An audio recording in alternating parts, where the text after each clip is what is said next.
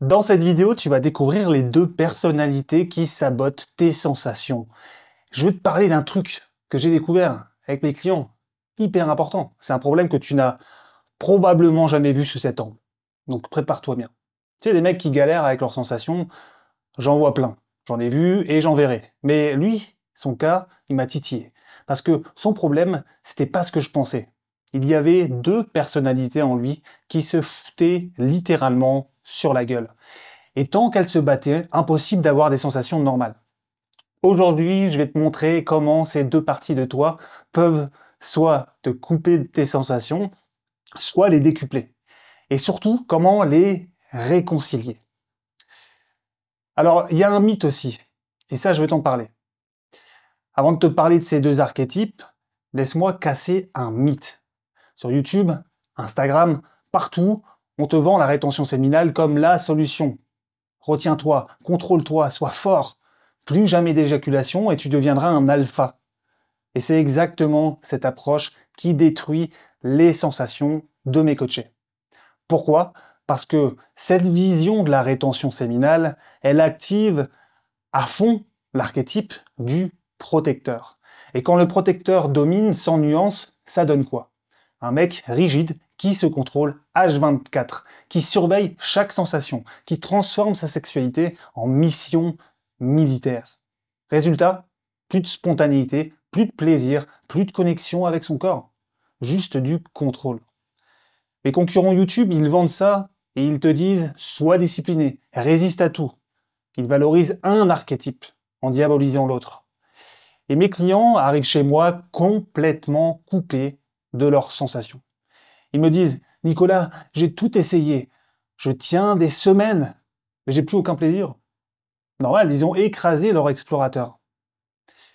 Alors tu me dis c'est quoi explorateur, voilà, c'est quoi ce délire? Alors parlons justement de ces fameux archétypes, parce que toi aussi tu les as. Nous tous on les a. Il y a deux grandes énergies masculines qui coexistent en nous. C'est pas que masculin, mais pour que tu comprennes cette vidéo, je vais te parler sous le côté masculin.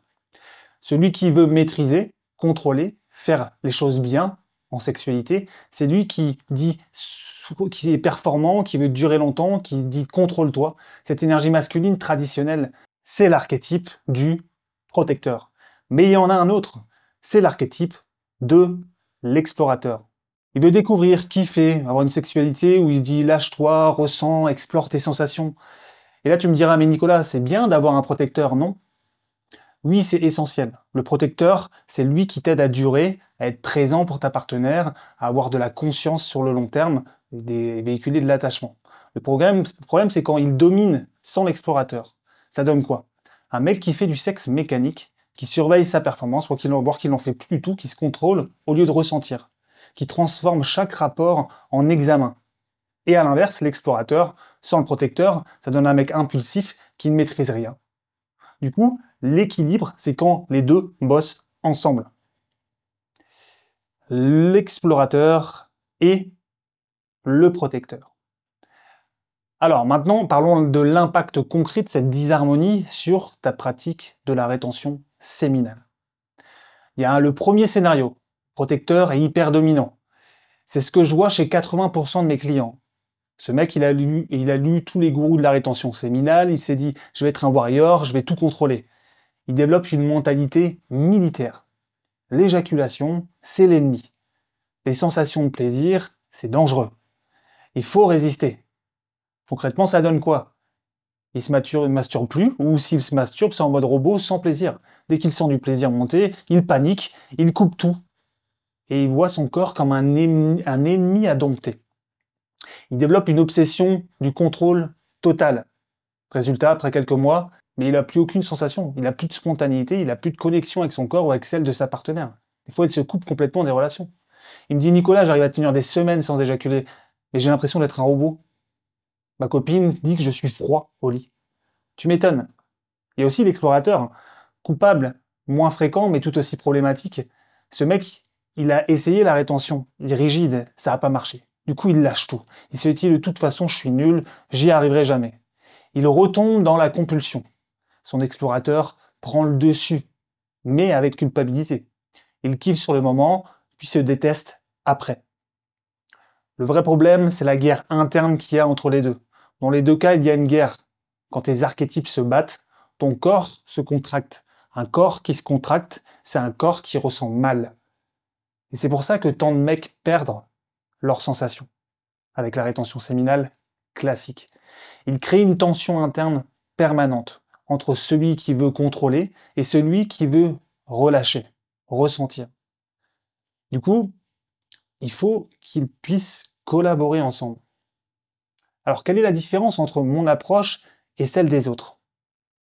Il y a une approche rigide. Mes concurrents, généralement, c'est ce qu'ils font.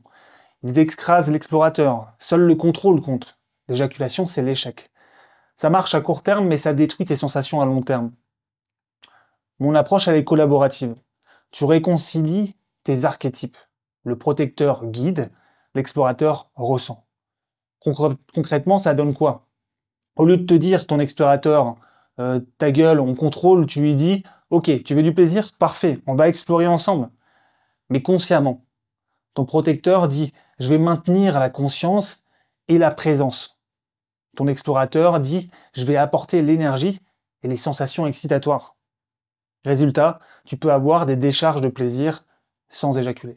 Parce que ton explorateur et ton protecteur guident. C'est ça la vraie rétention séminale. Pas le contrôle rigide, mais la collaboration consciente. Et ça, c'est ce qui va créer une harmonie en toi. Contrairement à des désordres sexuels. Parce que là, on arrive au cœur du problème. Cette disharmonie, elle crée des désordres sexuels. Concrets. Désordre numéro 1, l'anesthésie progressive. Quand le protecteur, il écrase l'explorateur, tu perds tes sensations. D'abord avec les préservatifs, puis même sans. Le 2, c'est la performance anxiety. Ton protecteur panique, il faut que tu le rassures. Ton explorateur est bridé, il n'a pas le droit de kiffer. Les résultats, tu stresses et tu as des pannes. Le 3e, c'est la perte de libido. Ton explorateur écrasé finit par se taire. Tu n'as plus envie, le sexe devient une corvée. Le 4e, c'est la relation coupée. Ta partenaire sent que tu n'es pas présent. Tu es dans ta tête. Parce que le protecteur est là, il contrôle. Mais plus dans ton corps, qui est l'explorateur, la sensation. J'ai des clients qui arrivent chez moi après des mois en rétention rigide. Ils me disent, Nicolas, ma copine veut qu'on arrête. Elle dit que c'est plus pareil depuis que je fais ça. C'est normal, ils ont tué leur part spontanée, leur part plaisante, leur part lâcher prise. Du coup, l'exercice de la réconciliation, elle est importante. Alors, concrètement, comment tu vas les réconcilier, ces deux archétypes? Il y a un exercice simple que tu peux faire chez toi. L'étape numéro 1, c'est d'identifier les deux parties, donner un nom qui résonne pour toi. L'étape numéro 2, c'est de demander au protecteur, moi je vais l'appeler comme ça, qu'est-ce qui est important pour toi? Qu'est-ce qui fait que qu'est-ce que tu veux protéger? Demande à l'explorateur, qu'est-ce qui est important pour toi? C'est souvent le ressentir, kiffer, explorer. L'étape numéro 4, c'est trouver comment ils s'aident mutuellement. Le protecteur aide généralement l'explorateur à explorer en sécurité. L'explorateur aide le protecteur à ressentir ce qui marche vraiment. Tu négocies, tu sais qu'ils peuvent bosser ensemble. Quand tes archétypes ils collaborent, ta sexualité, elle se transforme. Tu peux durer et kiffer, contrôler et ressentir. Donc c'est ça l'enjeu en fait. Tu vois, les mecs, il faut dire stop à la rétention séminale rigide qui détruit tes sensations. Parce que si tu commences à identifier ces deux archétypes, tu comprendras lequel domine. Et surtout, arrêter de diaboliser l'un pour glorifier l'autre. Teste cette approche cette semaine et dis-moi en commentaire lesquels tu as identifiés, comment toi tu les nommes, parce que j'ai choisi des noms particuliers, lequel domine chez toi. Donc je lis tous les commentaires. Si tu veux aller plus loin avec un accompagnement où on réconcilie ces deux archétypes pour libérer tes vraies sensations, le lien est en description. Si cette approche te parle, like, abonne-toi. Tu peux aussi voir toutes les autres vidéos de ma chaîne. Donc, si tu as kiffé, like pour des sommets d'extase et de plaisir. N'oublie pas de te faire vibrer.